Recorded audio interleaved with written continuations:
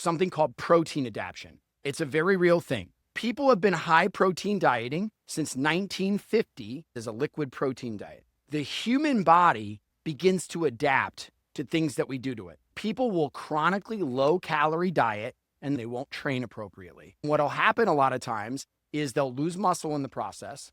They'll go through something called hyperphagia, where they get really hungry post-diet. They'll gain a bunch of weight with no leptin. It's a long story, but leptin and insulin are low. And when leptin and insulin get low, protein turns into sugar and then stores as fat. That's why they'll have a hard time getting weight off. Calories still matter, but your body composition will definitely matter about how insulin and leptin sensitive you are. So you can stay the same weight and still get fat. You can literally be 150 pounds and in 3 months, 6 months, still be 150 pounds, but have lost muscle and replaced it with fat.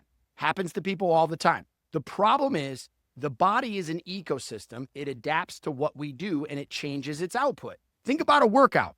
If you've been doing the same workout since 1992, I can guarantee you it ain't working. If you keep doing the same workout, you might have a negative response, a maladaptation. So the body's been adapting. And as someone who's studied diet research and been in the medical field related to diet for over 20 years now, I can tell you that what happens is women will crash diet, they'll lose muscle.